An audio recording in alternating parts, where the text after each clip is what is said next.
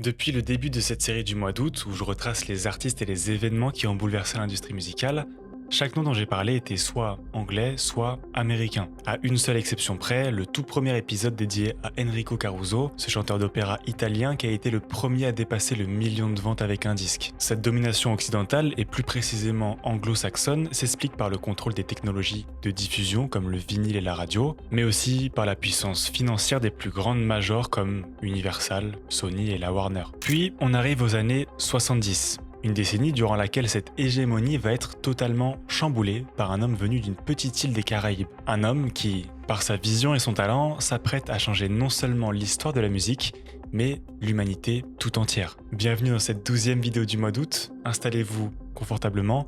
On va parler aujourd'hui de l'événement et de la décision qui va pousser Bob Marley à produire l'un des albums les plus importants de l'histoire de la musique.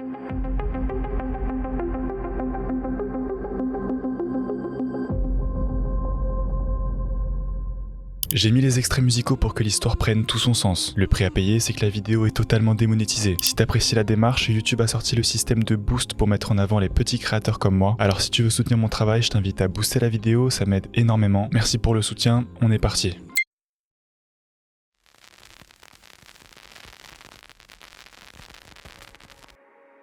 Bob Marley naît en 1945 dans un petit village jamaïcain et grandit à Kingston, la capitale de la Jamaïque. Au début des années 60, il monte un groupe avec deux amis, les Wailers. À l'époque, ils enregistrent des singles pour le marché local et ils ne font pas encore de reggae mais du ska, un genre américain beaucoup plus rapide et festif.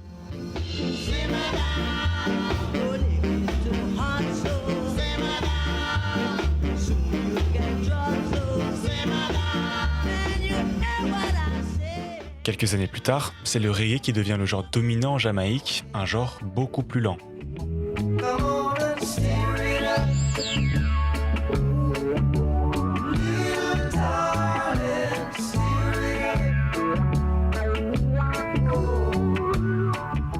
En 72, les Wailers rencontrent Chris Blackwell, le fondateur d'Island Records. Pour remettre un peu de contexte, le public occidental connaissait déjà le reggae grâce à des tubes à la fin des années 60 et au début des années 70.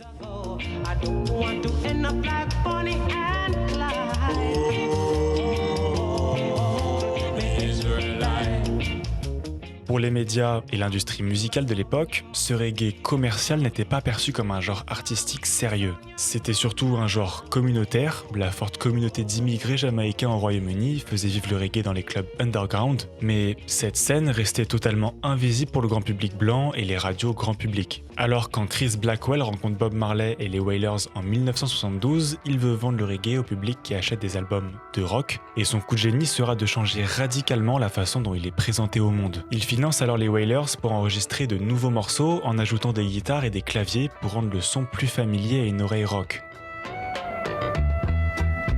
No sun will shine in my day today. No sun will shine. The high yellow moon won't come out to play. C'est un succès. Et ils se rendent compte que le reggae de Bob a un gros potentiel de transpercer les frontières occidentales. Pas seulement parce qu'il a ajouté du clavier rock ou lissé la production pour les radios occidentales, mais surtout grâce à tout le contexte de l'Occident des années 70 et leurs besoins. Déjà, la jeunesse sort de la guerre du Vietnam et des utopies déçues des années 60 avec la fin du mouvement hippie. Les jeunes occidentaux cherchent un nouveau souffle de rébellion. Bob n'apporte pas une énième chanson pop superficielle, il apporte un message de justice sociale, de paix et de résistance face à l'oppression, incarné notamment par le concept de Babylone dans la religion Rastafari. Deuxième chose, Bob incarne le rebelle absolu, un rebelle pacifique et charismatique. L'Occident des années 70 est fasciné par l'authenticité, et face aux stars du rock devenus des millionnaires déconnectés dans leur manoir, Bob arrive avec l'histoire brute des ghettos de Kingston. Troisièmement, le rastafarisme, je sais pas si on peut dire ça comme ça, offre une spiritualité alternative au christianisme traditionnel occidental, axée sur la nature, l'égalité humaine et la libération spirituelle. La dimension rituelle et sacrée du cannabis dans la culture rasta trouve un écho immédiat auprès d'une jeunesse occidentale qui avait déjà adopté cette substance comme symbole de protestation et de liberté contre l'ordre établi. Chris Blackwell et Bob Marley ont trouvé la formule magique, une base musicale jamaïcaine, une présentation pensée pour le marché occidental et une distribution internationale assurée par un label puissant. Leur vision va prendre vie avec l'album Burnin' en 1973. Get up, stand up for your right. Get up, stand up for your right. I shot the sheriff, but I didn't shoot no deputy. Oh no, oh, I shot the sheriff, but I didn't shoot no deputy.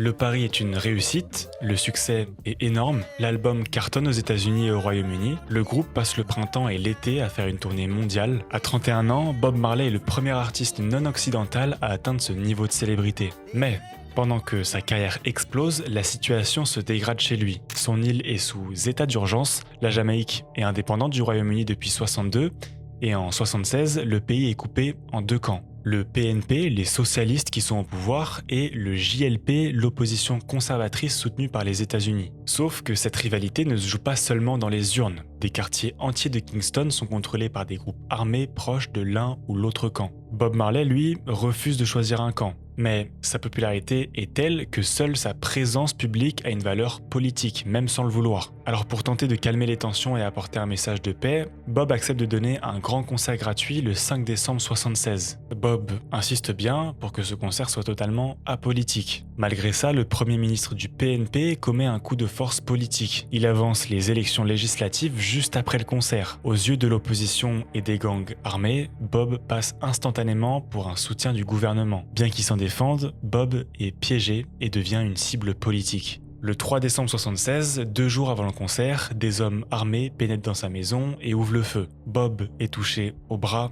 et au torse, sa femme est atteinte à la tête, son manager reçoit plusieurs balles dans le ventre. Tous survivent miraculeusement. Personne n'a jamais été jugé pour cette attaque et aucune preuve n'établit qui l'a commandité. 2 jours plus tard, malgré ses blessures, Bob monte sur scène devant 80 000 personnes. Il ne joue pas dans les conditions prévues au départ, mais le simple fait d'apparaître transforme l'événement. Il passe un cap, il devient une figure impossible à réduire à un camp ou à un style de musique. Voilà, je vous ai posé le contexte. Bob Marley, artiste de reggae à succès qui devient une figure de paix dans son pays. L'événement qui va vraiment impacter l'industrie musicale arrive l'année suivante, en 1977. La violence politique jamaïcaine ne s'arrête pas après le concert et Bob ne se sent plus en sécurité chez lui, alors il quitte la Jamaïque pour s'installer à Londres. Ce choix est mûrement réfléchi. Son label y a son siège et ses studios. La ville abrite une importante communauté jamaïcaine, une presse musicale puissante et un accès direct à toutes les grandes salles européennes. Bob Marley se retrouve physiquement au contact des musiciens, des journalistes et des groupes britanniques. Tout est pensé pour porter le reggae plus loin dans les années suivantes. Et cette ambition va se traduire sur son prochain album.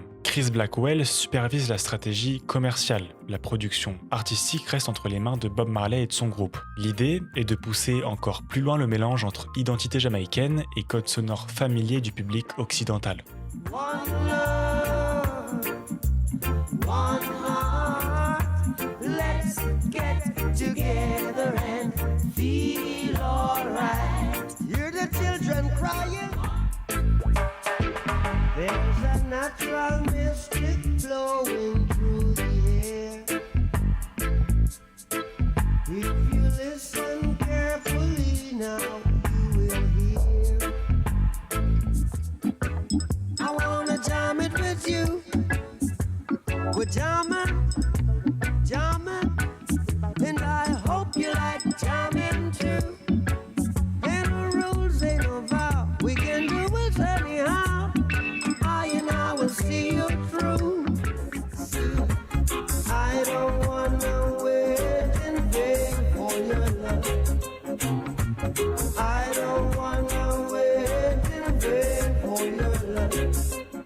L'album Exodus a instantanément séduit car il a modernisé le reggae pour en faire une musique universelle sans jamais trahir ses racines africaines et jamaïcaines. Sur le plan technique, les Wailers y intègrent des éléments de la musique soul américaine, du funk et du rock britannique. C'est un album à la production moderne taillé pour les stations de radio du monde entier. Côté chiffres, l'album est resté classé dans les charts britanniques pendant 56 semaines consécutives. Et bien que les chiffres mondiaux de l'époque soient difficiles à certifier précisément, l'album a été certifié multi-disque de platine dans de nombreux pays et s'est vendu à plusieurs millions d'exemplaires. Mais encore une fois, pour ce genre de projet, les chiffres et les récompenses ne sont que secondaires au vu de l'impact. L'impact d'Exodus dépasse largement le cadre musical. Il a imposé Bob Marley comme une figure politique et spirituelle mondiale, un porte-parole des opprimés. L'album a également fait rentrer définitivement le mouvement Rastafari dans la culture populaire globale. À Londres et en Europe, cet album a créé des ponts immenses entre la jeunesse blanche et la communauté noire. En 1999, le prestigieux magazine américain Time a élu Exodus comme le meilleur album du XXe siècle, devant des monuments comme Sgt Pepper's des Beatles ou Thriller de Michael Jackson. Le magazine expliquait ce choix par le fait qu'Exodus était un phare politique et religieux altérant le paysage de la musique contemporaine occidentale. Ce succès prouve aux maisons de disques qu'un artiste reggae peut remplir une grande salle et faire la couverture d'un magazine musical, ce qui ouvre la porte à d'autres artistes non occidentaux. L'attentat dans sa maison de décembre 1976 n'a donc pas créé Bob Marley, il possédait déjà une carrière internationale avant cette date, mais il l'a forcé à quitter la Jamaïque pour s'installer au cœur de l'industrie qui allait le rendre mondial, et à transformer cet exil en la matière même de son disque le plus marquant. En 1978, il revient en Jamaïque et réussit l'impossible, faire se serrer la main deux dirigeants politiques au bord de la guerre civile. Il tourne ensuite son regard vers l'Afrique, chantant pour l'indépendance du Zimbabwe, avant de livrer ses dernières forces dans une ultime tournée mondiale. Terrassé par le cancer, Bob décède en 1981 à seulement 36 ans. Il aura accompli sa mission, faire du reggae un message universel de résilience et de liberté qui résonne encore aujourd'hui en devenant la première superstar de l'industrie musicale ne venant pas de l'Occident. Cette révolution musicale n'est pas la seule à avoir secoué les années 70, parce que pendant que Bob Marley explosait aux yeux du monde, 4 Britanniques s'enfermaient en studio pour enregistrer un disque qui allait, lui aussi, changer l'industrie de la musique à tout jamais. Ce groupe, c'est Pink Floyd, et on en parle demain, alors à demain.